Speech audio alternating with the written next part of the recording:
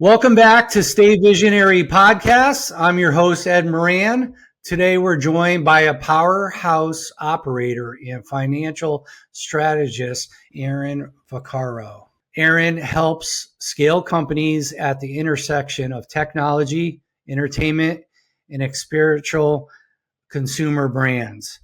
From helping grow Topgolf from 90 million to over $1 billion in revenue to leading financial turnaround at Singularity University to expand Liquor Lab's experiential footprint, Aaron brings a rare mix of discipline, innovation, and real world execution. This is going to be a masterclass in scaling, leadership, and strategic growth. Let's get into it. Welcome, Aaron. Thank you. Thanks for having me, Ed. Aaron, you've operated across tech, entertainment, hospitality, and education. What connects these worlds for you? Wow. Start off with a bang. Let's go. That is actually a great question. Well, aside from some of the really high tech stuff we've been involved in, there definitely is an element of experience that cuts across most of the things that I've done. And I'd say the other theme is actually education, or some loose form of education or empowerment in some way. And I'll tell you what I mean by both of those things. So, I spent the first part of my career working on Topgolf with my partner, Eric Anderson, who is the founder of our investment firm, WestRiver, and was the kind of the modern founder of Topgolf. So I worked with him for years on that. And Topgolf was obviously this now, successful experiential entertainment kind of behemoth of the last 10 years.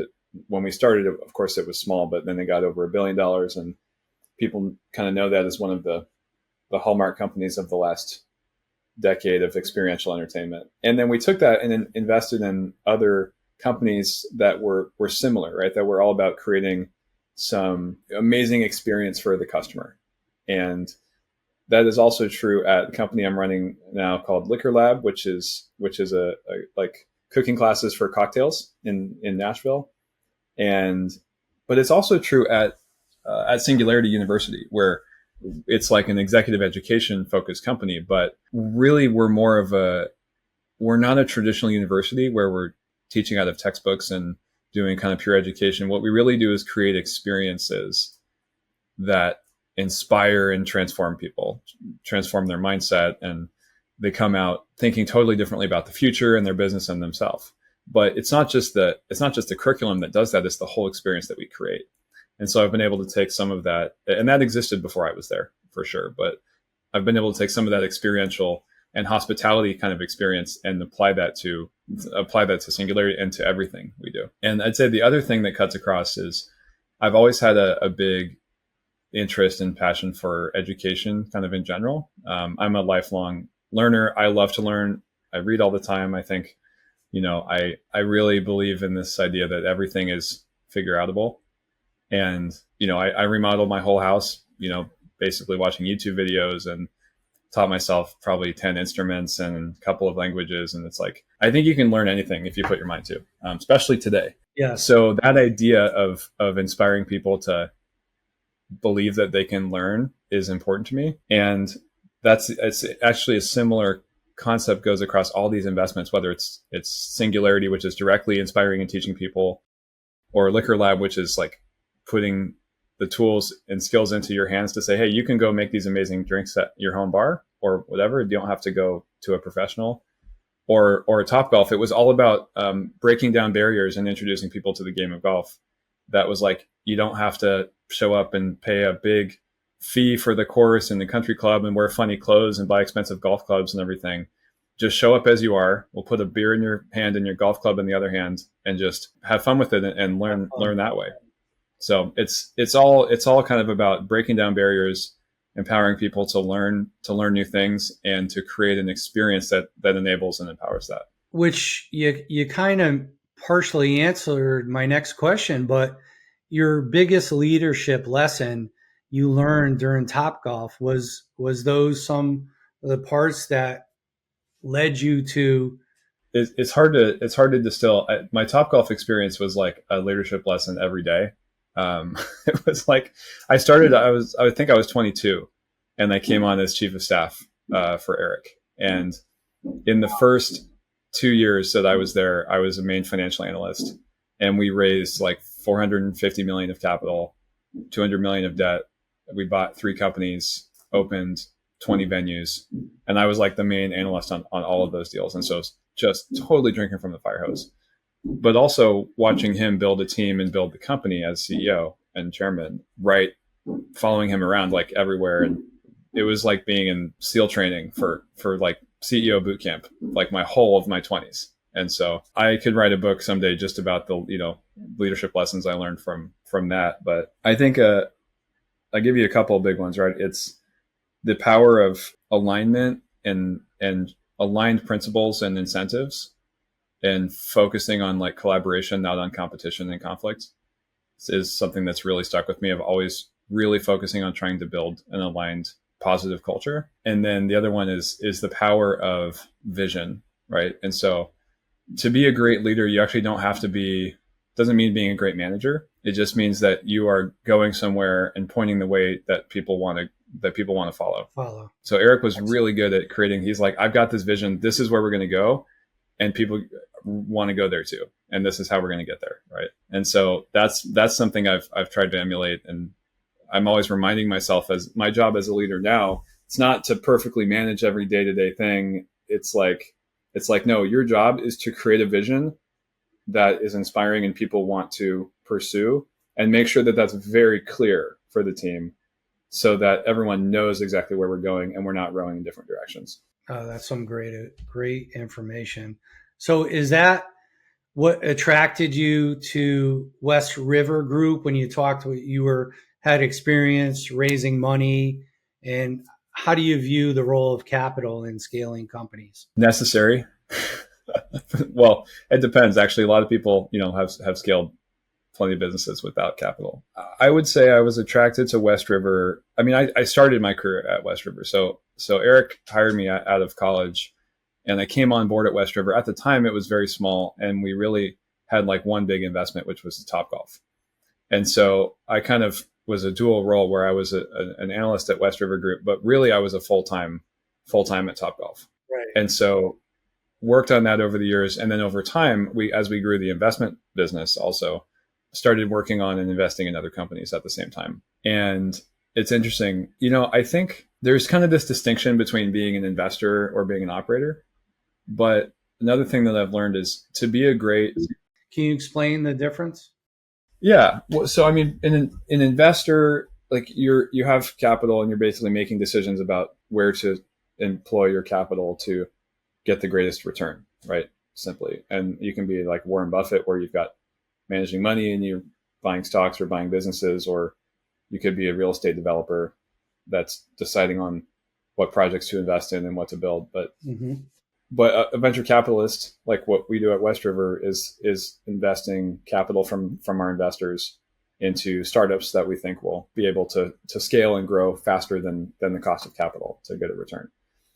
And then on as an operator, what I mean by that is someone who's actually managing a business, like running a business and has employees and is trying to drive a P&L, right? Drive revenue and profit.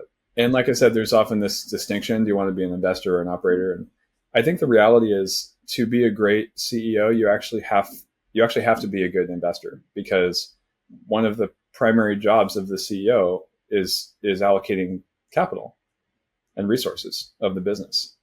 And so I think being a great investor and having this fluency in capital markets and risk and return and capital allocation, especially at a certain size where you're making decisions about a business's capital and what projects to invest in and where to spend resources, you have to think like an investor. And meanwhile, on the flip side, I think being an operator and getting this experience now for a number of years running businesses also makes me a much better investor, because if you're a pure investor, oftentimes you're just looking at the numbers and trying to, you're doing analysis and you live inside the spreadsheets. Yeah. And it's easy to forget that behind the spreadsheets, there's real people running these businesses, making decisions, getting sick, having kids, falling in love, getting distracted by Netflix. Like all businesses are made up of people, right? And people are messy. And so it helps with your perspective as you're looking at the spreadsheets and remembering that they're not just numbers on a page. So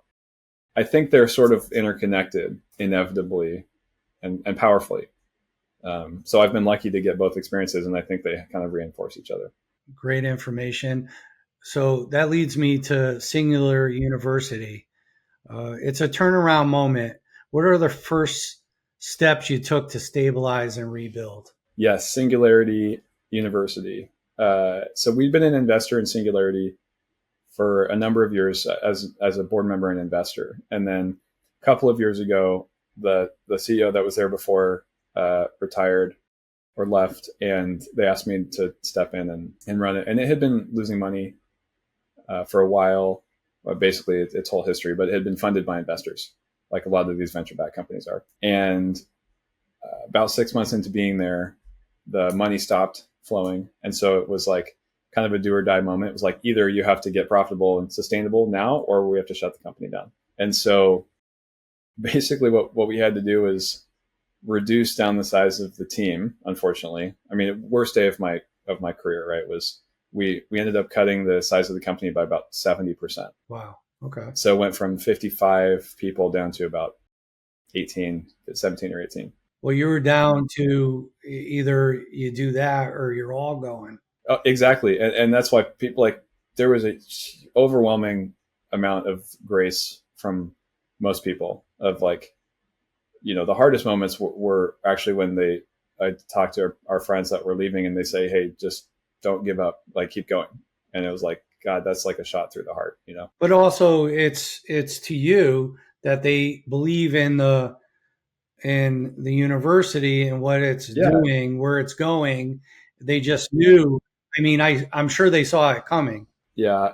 I think a lot of people did. I mean, a company can only burn a bunch of capital for so long, and it had been happening. And also the mission of Singularity and the purpose, it was there before me, it'll be there after me. And it's way bigger than any of us individuals. And that's what people really believe in and why they were there. And so it's I think there's a lot of the perspective was, if this is what it takes for this to succeed and survive and make it into the future, then that's what it's about, right? It's about, and that was my message too. It was, we have two choices.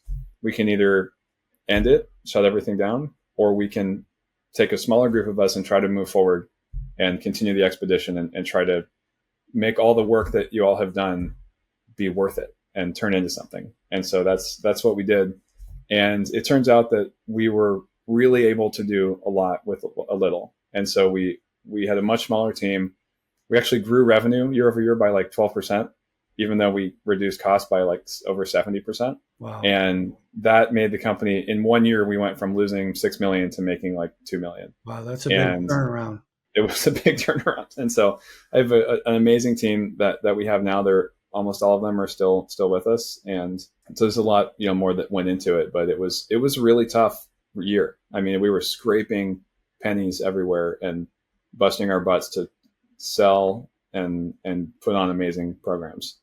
Well, thank God they had someone like you in your leadership that already had that kind of experience to really kind of help them turn around and grow. I think of it as thank God I had them, because I was charged with this either way. And it takes a team, right? It takes a team, right? And I remember our first team offsite a year later, and so we'd been through a year, we turned it around, we were successful, and I remember standing up there and just looking at the team and being like, this is only possible. I had to be here no matter what, right? We own the business. I was put here this is part of my, I don't get a choice really. I mean, I always have a choice, but I have to be here. All of you don't have to be here. As soon as this ship started sinking or whatever, you all could have gone and found another job, and yet you all chose to stay. And that is the only reason that we are where we are now, is because they showed up, busted their butts every day in a risky situation where we had little capital and it was not guaranteed success. And so I would say I was the lucky one that I had 20 people that were crazy to follow me and yet they still did, and they're still here. Well, that just says you have a little something that they admired enough and believed in to keep following. Yeah. Yeah. And that's leadership. One of the definitions of leadership I like, it's like leadership is getting people to follow you, even if only out of morbid curiosity. And I think that's a lot of what it was. I don't think I heard that one before. Yeah, that was the beginning. The last year of my leadership has been, I've been reflecting on a different definition somebody said, which was like leadership is disappointing your people at a rate that they can absorb. You're always going to disappoint your people. You just hope you don't do it so fast that they leave. So leading me into your next business, Liquor Lab, it's such a unique model. What's your long-term vision for the experimental hospitality space? Liquor Lab is a really fun business that I love. It's a lot smaller than Singularity. Another situation where we were an investor. My firm was an investor in the business as a startup. And about a year ago, the person who was the CEO there at the time left.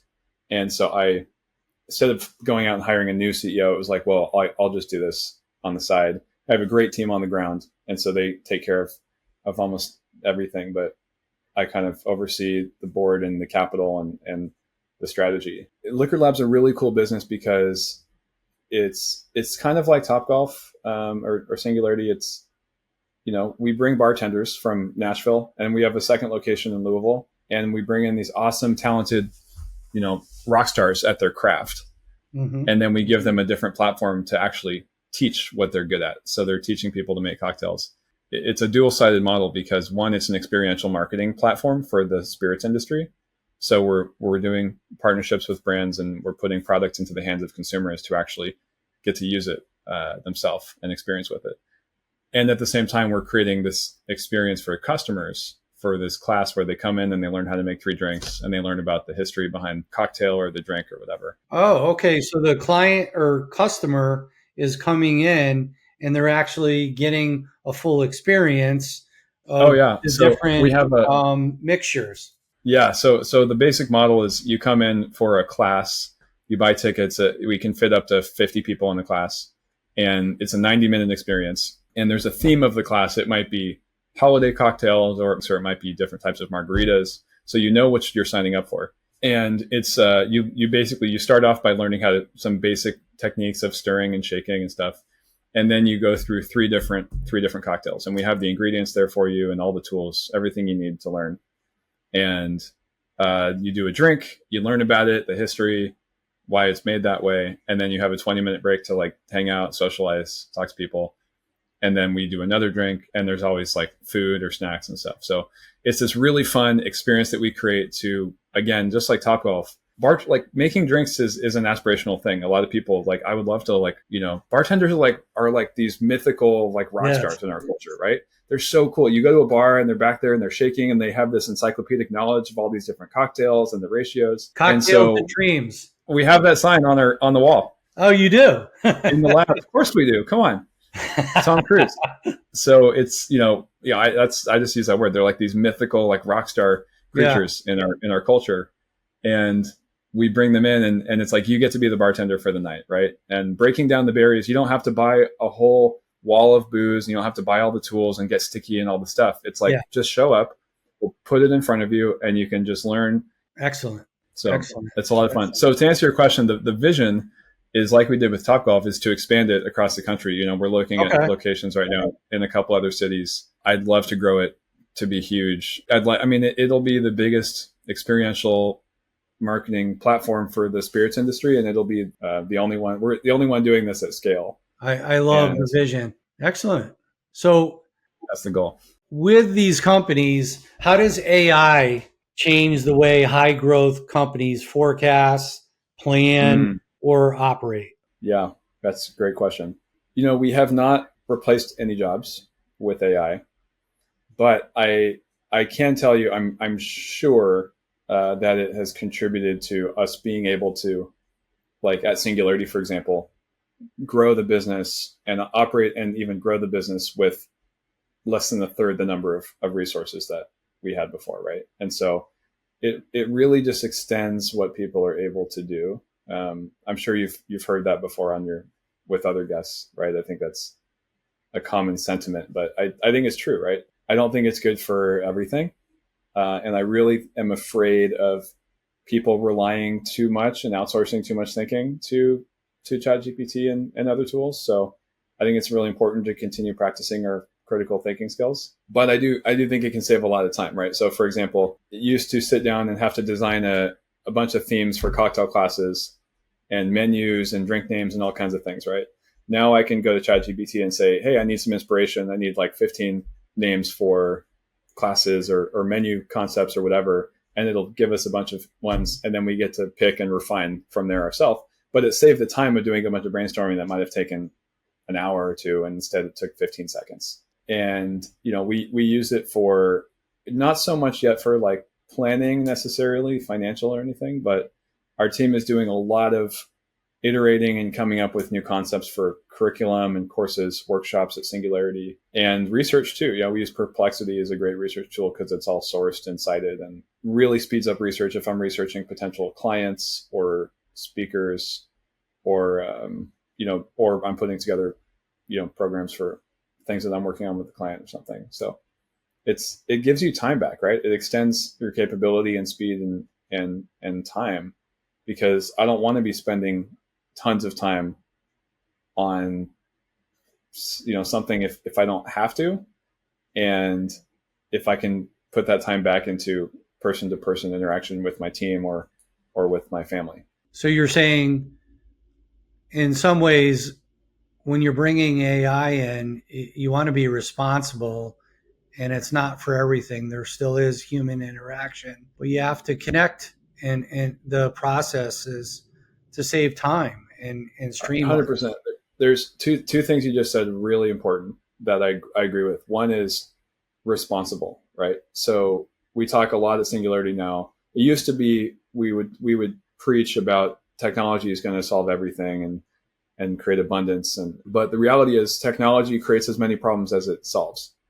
And so we have to be really responsible in the way that we build and deploy technology to make sure that it's serving us and we're not serving it, right? And that's a lot. That means a lot of different things. One thing in particular, another thing you said is there's this one problem that we see sometimes is companies trying to throw AI at everything. Yes. And just AI for AI's sake, because we're trying to be innovative or do everything. And I really think you got to be careful. It's not for everything, right? Just technically speaking, it's not for everything. Absolutely. And then secondly, even if there's tasks that it probably could maybe try and reasonably do, that doesn't mean it's something that we should outsource to it, right? There's a lot of things that we should be really thoughtful about. What are we doing ourselves? Where are we using our own critical thinking? And so I caution leaders and companies to like just try to throw AI at every single process and every element of your business, and really think about what are we actually using it for, and what is the tool going to be better and faster at versus what our own people will be better at. Yeah, well said. And it's more, I'd say, maybe like a partner, a silent partner that is giving you back time to help you focus on the resources to help grow your business. Yeah, totally. I think that's well said. So what would you say is the biggest pain point that you see founders like yourself struggle with today? Capital is always a really big one, right? And so there's been this culture in Silicon Valley for the last, call it, 25 years, 20 years. It's raise a bunch of capital and then get to the next round and raise more capital and get to the next round and raise more capital and exit and burn money the whole time, right? Don't worry about being profitable, which I don't, necessarily love that approach to business. I think the point of a business is to actually create something that makes profit. But whether you're trying to do that or you're just trying to scale without a profit, the companies are basically always capital constrained, right? And so raising money is hard. Like nobody's born knowing how to structure a business or raise capital. And most entrepreneurs and founders don't get taught how to do it either, And so And I can tell you, one of the things I've really struggled with sometimes is running a business that is undercapitalized is really hard and stressful. But it's both stressful as the leader and as a team, but also can really keep you from making optimal decisions that you might be able to make the right investments or make the right choices if you were properly capitalized. And so running an undercapitalized business is something that a lot of people really, really struggle with. And then the other thing is, nobody teaches you how to be a CEO, right? Nobody's born knowing how to be, there's people that are certainly born with leadership instincts and some DNA, but nobody's born knowing how to be a CEO, right? And how to naturally do all the things that it takes to lead a team and to build a business. And I was lucky because I was taught a lot by a leader who was super experienced. And I have been in an environment both with my partners and with teams that have given me a lot of grace to make my own mistakes as a leader.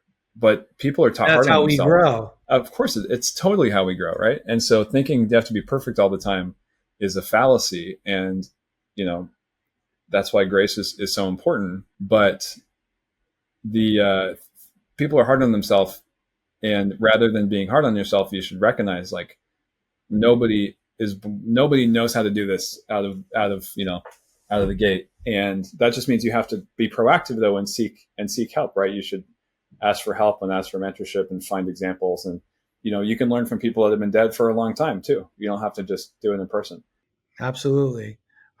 So would you say small business, entrepreneur just starting, would you say it's smart to bring in AI as best he can, as long as he's using it responsible to help him with cutting cost and really saving time so he can grow? You feel that's smart? 100%. I think, I know that there are great applications no matter what business you're in, right? Mm-hmm.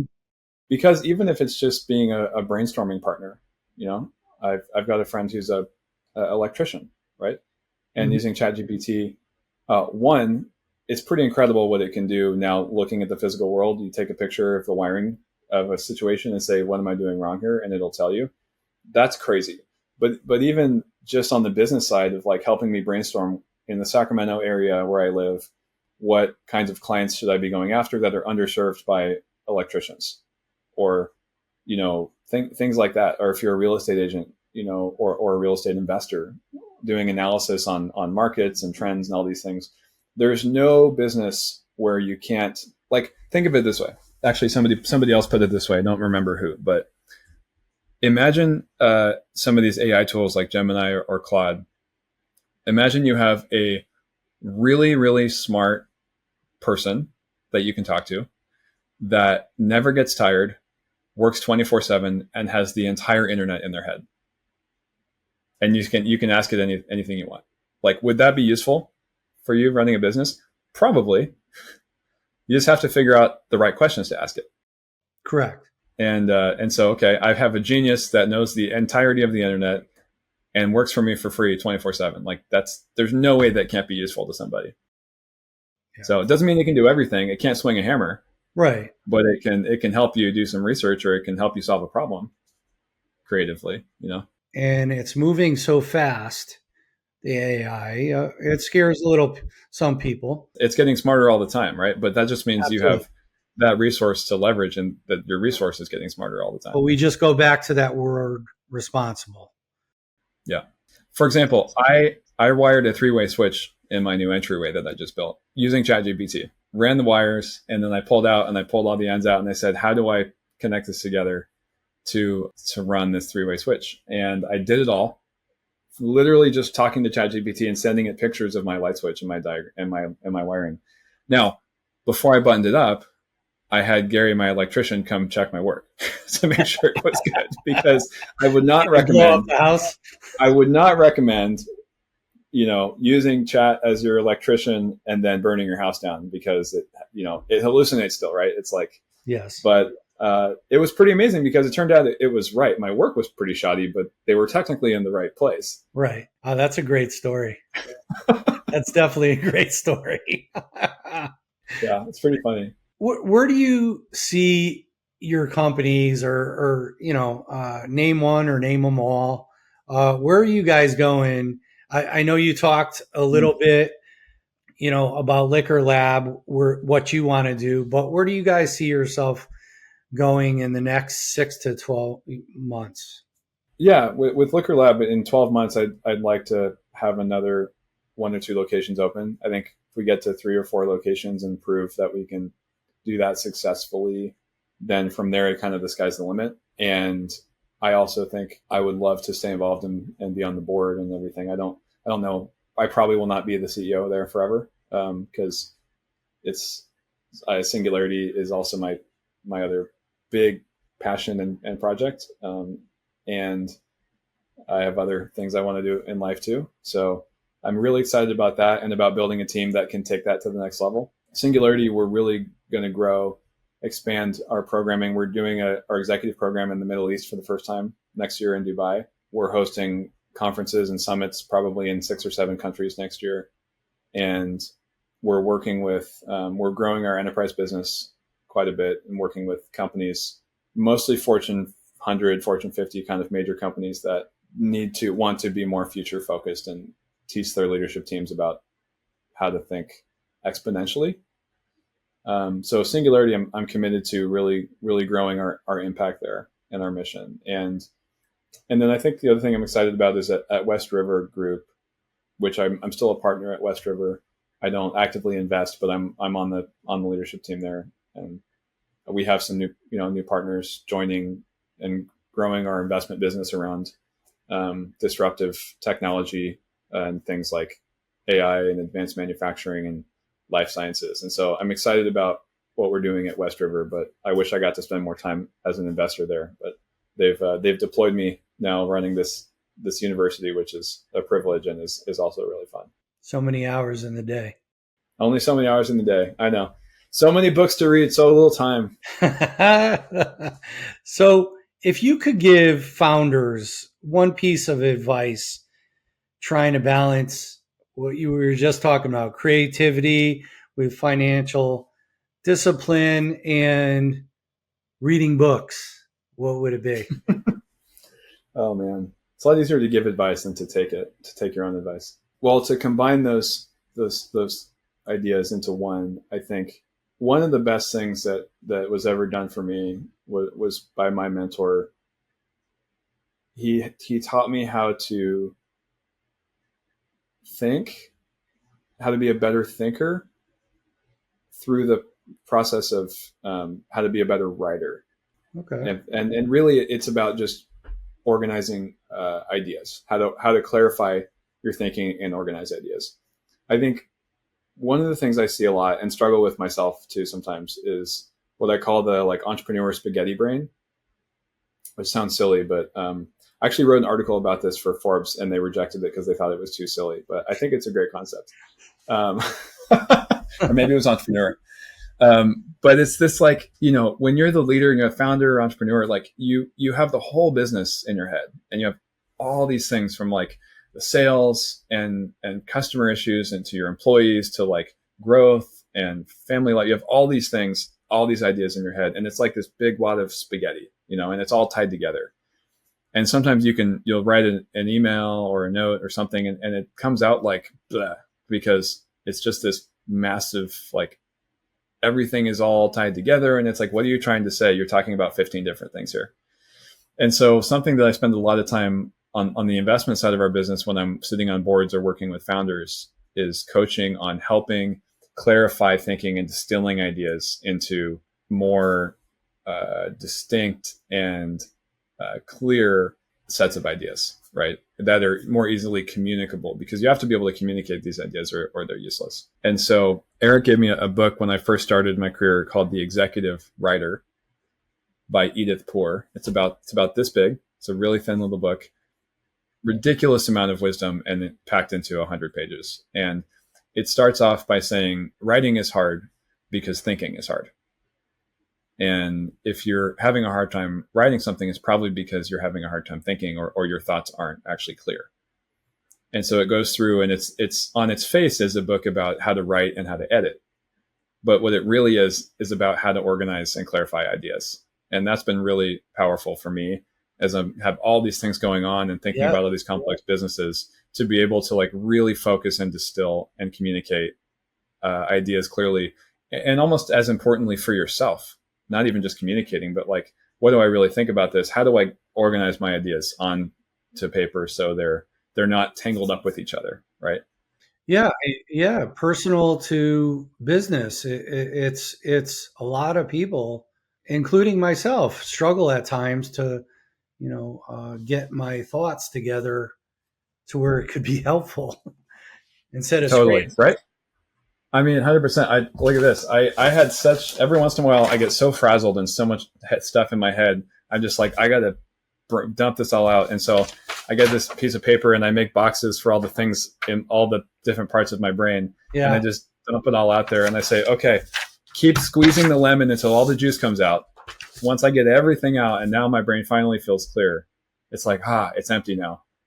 Then I can start to put these together and prioritize things, what to do. But try to keep it all in your head and you're going to explode and spaghetti's going to come out of your ears. Before we finish up, is there anything you want to promote?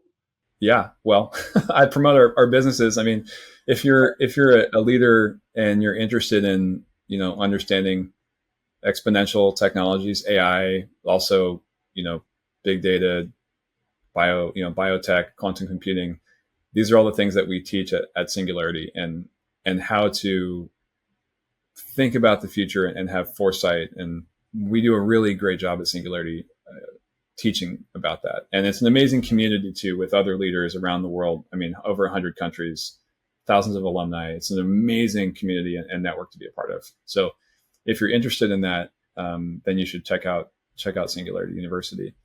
And if you're ever in Nashville, how do they get a hold of us? Yeah, find us it's easy, su.org. Come to su.org. And if you're ever in Nashville, come by Liquor Lab and learn how to make a cocktail. Excellent. Anything else? Thank you. Yeah. Here's the other thing I'll promote. If you are a leader of any sort, I also would suggest watching my favorite show, Ted Lasso, because there's not enough earnestness, vulnerability, and kindness out there, especially with leaders. And I think we would all do well to learn how to just make it cool to care and be kind. So I'm a big Ted Lasso fan. I think everybody should watch it. Excellent advice. Aaron, thank you for joining us. Incredible insights on scaling, strategy, and leading through growth. Don't forget to subscribe, like, and share this episode with anyone passionate about innovation, leadership, or the future of intelligent automation. I'm Ed Moran, and as always, stay visionary.